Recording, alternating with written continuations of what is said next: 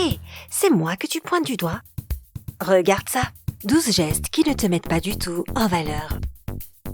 Bien, avant que nous ayons de beaux vêtements pour impressionner et des capacités de communication pour convaincre les autres de nous aimer, le langage corporel existait. Cette messagerie instinctive et non verbale est encore le facteur principal qui influence la manière dont les autres nous perçoivent. Alors voici un guide rapide sur certains des gestes que tu dois éviter si tu veux que les gens t'aiment. Et plus tard, nous te donnerons quelques astuces sur comment faire une bonne première impression. Commençons avec le numéro 12. Bras croisés dans le dos. Quand tu tiens ton poignet ou ton avant-bras derrière ton dos, cela envoie un signal négatif à ton entourage. Cela est dû au fait que normalement, nous nous tenons de cette façon quand nous sommes tristes ou énervés. Et plus ta main est haute dans le dos, plus tu peux sembler désagréable pour les autres. 11. Chevilles croisées. Se tenir debout avec les chevilles croisées montre que tu n'es pas complètement sûr de ce que tu es en train de dire. Si en plus de cela tu as les mains dans les poches, je parie que personne ne va t'écouter. Mettre les mains dans les poches peut signifier un tas de choses. C'est pourquoi il est important d'interpréter le langage corporel comme un tout. Mais dans la plupart des cas, les gens mettent les mains dans leurs poches quand ils sont nerveux. Numéro 10. Mains entrelacées. Avoir les mains entrelacées sur la table est la mini-version de la pose avec les bras croisés sur le torse. Mais elle signifie la même chose. Je m'éloigne, je ne suis pas avec vous. Je ne veux pas parler avec vous. Ce n'est pas un message très sympa à envoyer aux autres, n'est-ce pas? Numéro 9. Coude sur la table et doigts entrelacés. Ma mère m'a toujours dit « enlève tes coudes de la table » et elle avait raison. S'asseoir avec les doigts entrelacés et tes coudes sur la table est une variante de la pose précédente. Mais fais attention, elle est pire. Plus tu lèves les mains haut, plus tu as envie de t'éloigner des autres ou de te cacher. Numéro 8. Dos voûté. Cette mauvaise posture peut non seulement nuire à ta santé, mais elle donne aussi l'impression que tu te sens impuissant et que tu es dans un état d'insécurité face aux autres. La même chose s'applique quand tu traînes des pieds. Alors, redresse ton dos, regarde droit devant toi et lève les pieds quand tu marches. Ces astuces changeront radicalement ton apparence, bien plus qu'une nouvelle robe ou qu'un nouveau costume. Numéro 7. Sourire de travers. Ce sourire de travers est devenu incontournable pour beaucoup de personnes. Peut-être que tu le fais avec de bonnes intentions. Tu veux que les gens se sentent à l'aise et tu décides donc de sourire. Mais si ce n'est pas sincère, tu finis par avoir un sourire en coin. Et les gens perçoivent ce sourire de travers comme un rictus de sarcasme. Une main tendue vers ton interlocuteur. D'autant plus si tu tiens un pistolet. Peu de personnes peuvent reconnaître ce geste, cependant tu devrais faire attention si tu as l'habitude de le faire. Être assis à une table et parler à une personne avec ta main tendue peut t'envoyer un message rebutant. Cela veut en fait dire à ton interlocuteur que tu veux qu'il arrête de te parler. Bien sûr, cette règle ne s'applique pas dans les situations où tu veux prendre la main de l'autre personne.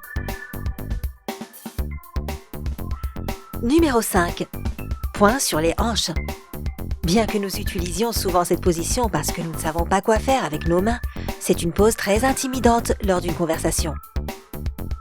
Te tenir debout avec les poings sur les hanches signifie « Bon, que vas-tu me dire? De toute façon, je ne suis pas d'accord. » Ouais, ce n'est vraiment pas un message agréable à envoyer à ton interlocuteur.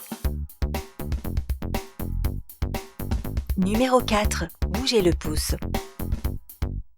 Nous avons tous déjà vu ce geste dans les films, mais à part si tu fais vraiment de l'autostop, ce que tu ne devrais jamais faire parce que c'est dangereux, ne pointe pas ton pouce derrière toi pendant que tu parles avec quelqu'un. Ce geste peut souvent être vu comme du mépris et un manque de respect. De plus, cela te donne un air arrogant et indifférent. Numéro 3. Poings serrés. Serrer les poings révèle une tension ou une peur cachée. Et plus le poing est haut, plus il y a de la tension. Cela donne presque l'impression que tu es prêt à frapper quelqu'un ou à recevoir un coup. Que ce soit vrai ou pas, c'est le message que les personnes reçoivent. C'est pourquoi durant les négociations, moins de contrats sont signés avec les personnes qui se tiennent dans cette position.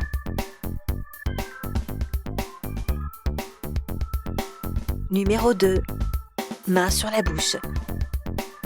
Tu ne devrais pas couvrir ta bouche avec ta main pendant que tu parles parce que ton interlocuteur peut penser que tu veux lui cacher quelque chose. De plus, sans nous en rendre compte, nous nous touchons la bouche lorsque nous mentons et beaucoup de gens le savent. Et enfin, quand tu couvres ta bouche avec ta main, cela peut être difficile de comprendre ce que tu dis. Et c'est agaçant pour tout le monde. Numéro 1. Menacer quelqu'un avec le doigt. Nous utilisons souvent ce geste quand nous souhaitons convaincre quelqu'un de notre point de vue sur un sujet, mais l'effet peut être différent. La plupart des gens n'aiment pas être pointés du doigt. Et enfin, comme promis, voici quelques conseils qui t'aideront à donner une bonne première impression chez toutes les personnes que tu rencontres.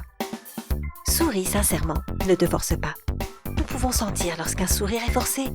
Alors si tu veux créer un authentique sourire, pense à un moment heureux de ta vie qui te fait sourire quand tu y penses. La bonne humeur est contagieuse et nous voulons tous la partager. Quand tu souris de manière sincère, les gens veulent être à tes côtés. Le contact visuel est fondamental. Le contact visuel pourrait être la partie la plus importante de la communication. Il montre que tu respectes suffisamment ton interlocuteur pour lui prêter attention. Mais il faut trouver le juste milieu quand il s'agit de contact visuel que tu dois maintenir. Si ce dernier est trop faible, tu pourrais passer pour une personne impolie. Mais si tu regardes intensément l'autre personne, elle pourrait se sentir mal à l'aise. Ou elle pourrait penser que tu essaies de commencer un duel de regard avec elle.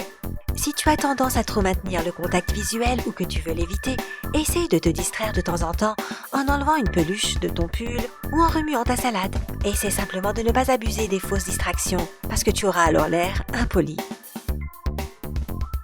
Incline ta tête. Dès que tu parles avec quelqu'un, incline légèrement ta tête sur un côté. D'un point de vue purement évolutionniste, ce geste indique de la vulnérabilité parce que la personne expose l'artère carotide. En fait, la personne baisse ses gardes et ne compte pas se battre. Et de nos jours, nous continuons de penser instinctivement que si une personne nous montre sa vulnérabilité, elle ne peut pas être une menace. Et nous sommes alors beaucoup plus disposés à parler avec quelqu'un si nous n'avons pas peur.